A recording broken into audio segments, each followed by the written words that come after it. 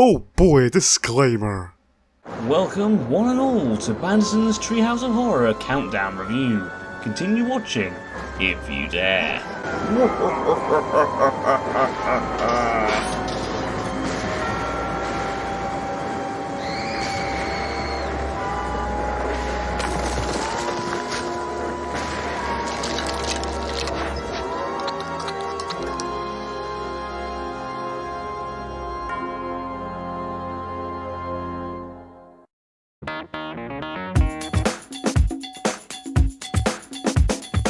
Treehouse of Horror 21 starts with Bart and Homer making jack-o'-lanterns. After Bart deviously cuts a jack-o'-lantern face into Homer's pants, the two start to fight, with Bart even shoving a flaming pumpkin on Homer's head.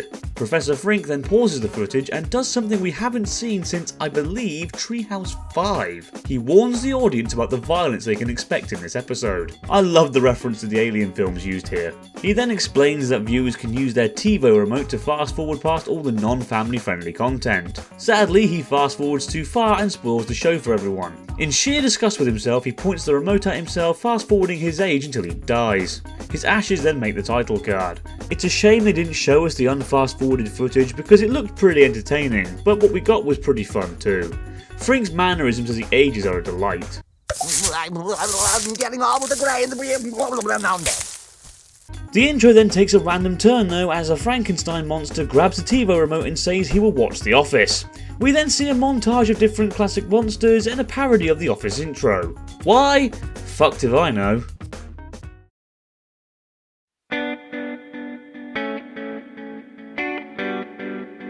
Normally I would be mad at this segment for parodying Jumanji because Jumanji isn't a horror film.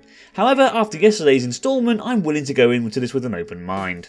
After being banned from playing violent video games by Marge, Bart and Milhouse have to pick what to play from a bunch of board games. They eventually stumble across Satan's Path, a game that will in no way do anything weird or crazy, until it inevitably does.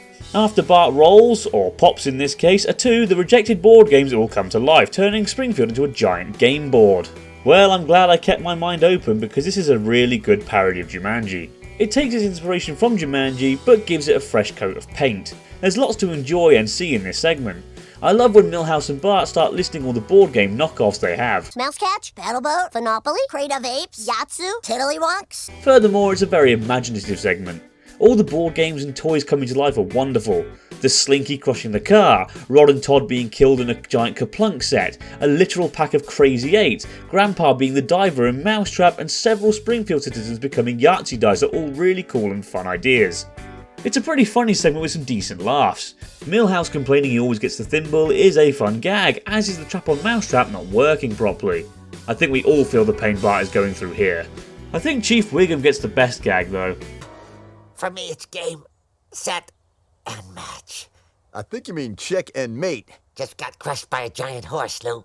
You want to cut me a break? The scares are non-existent, but they were always going to be. Though the Operation board game coming to life as a giant would be pretty unnerving in real life.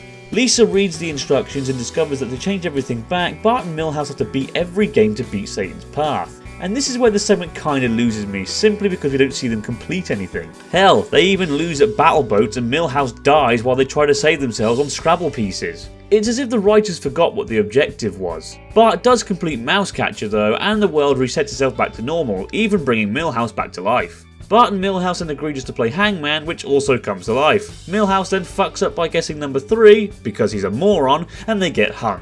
Well, that was crap. Weak ending and confusing narrative aside, however, War and Peace is a really solid segment. I'll give it a 7 out of 10 for some great imagination, lovely visuals and some good comedy.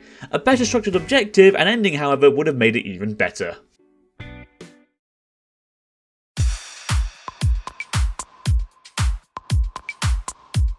Master and Cadaver is a parody of the movie Dead Calm. Whilst Homer and Marge are on a second honeymoon cruise, a man named Roger appears in a boat, distraught, so they rescue him. Roger is voiced by Hugh Laurie and he does a top job. Then again, I'd expect nothing less from Hugh Laurie. He explains that he was the cook on a boat called the Albatross and the entire crew was poisoned by his employer. Whilst trying to stop him, he got knocked unconscious and when he awoke, everyone was dead. Homer, of course, is blinded by jealousy and doesn't trust Roger, believing him to be the real killer. Marge, meanwhile, does trust Roger. That is until Homer throws a pie Roger bait overboard and it kills a shark. They then hatch a plan to get rid of Roger and save themselves.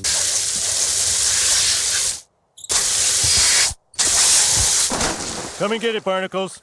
Being honest, this is the weakest segment of the episode. It's just so boring. For a parody of a tense thriller, there really isn't much to keep you entertained. There's a lot of filler in this one. For example, Homer going for a walk overstays its welcome almost immediately.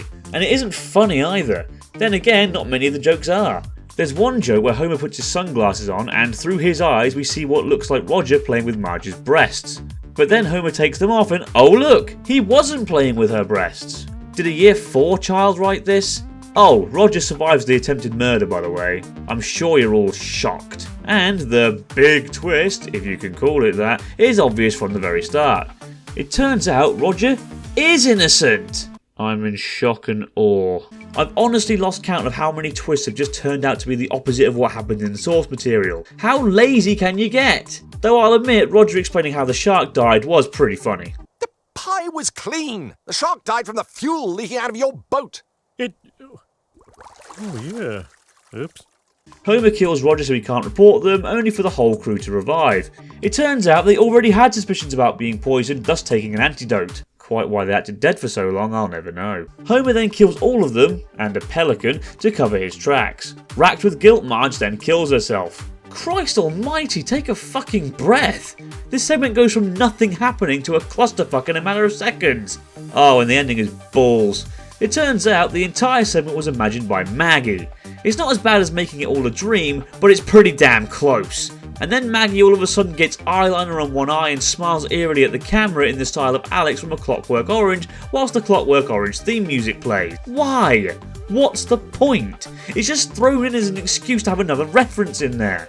Master and Cadaver gets a 2 out of 10. It's dull, the jokes don't hit the mark, the final act is a mess, and the ending is lazy and stupid.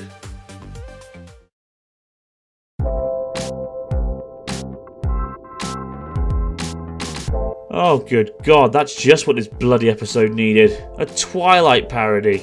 If you couldn't tell, I'm being sarcastic. This is honestly a segment of 2 halves. The first half is a rushed parody of the intro to Twilight, whilst the second half takes a more original turn. In the first half, Lisa meets and falls for a boy vampire named Edmund, voiced by Daniel Radcliffe. He does an okay job, but he doesn't give a great performance here. He does the usual stopping cars from hitting Lisa, carrying her and running at quick speed, yada yada yada. It's all very meh, to be honest. Milhouse gets jealous and turns into a poodle. I guess it's meant to be a joke about how weak he is, but it really doesn't hit the mark at all. Thankfully, things get better in the second half. As I said, the second half of this segment is a more original concept. Edmund and his dad go to the Simpson house for dinner and eat Flanders. Eventually, Lisa and Edmund get so embarrassed by their dads they run away together and Lisa begs to be made into a vampire. However, upon learning that she will be 8 forever, she changes her mind, only for Edmund to turn heel and try to bite her anyway. Homer then sacrifices himself to save Lisa. After biting him, Edmund and his dad realise his blood is full of cholesterol and die. I'll give credit where it's due, the latter half of this segment was really good. I love the antics of Edmund's dad, his jazz playing is awesome.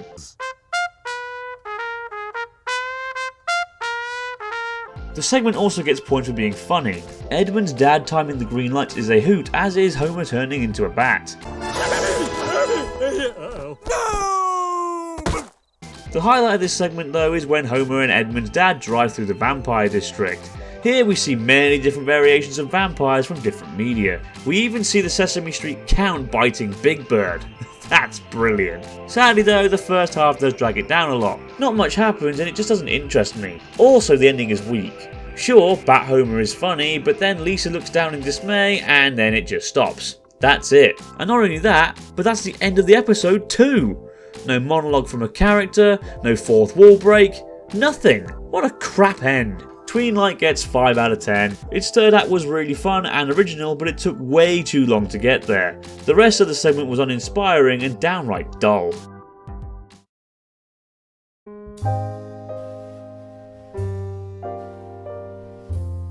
Well, this is a disappointment after Treehouse of 20 was so good. This installment really didn't kick into a high gear. War and Pieces was a good, solid and entertaining segment for sure, but Master and Cadaver pretty much slaughtered any credibility that gave this episode.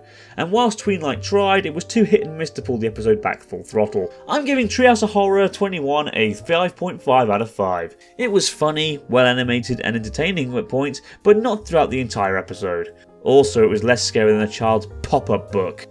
And that's it for this video and this review. Do you agree with me, or do you think I'm a trumpet short of a jazz solo? What do you think of Treehouse of Horror 21? Let me know in the comments below. Thanks for watching, I'll see you next time.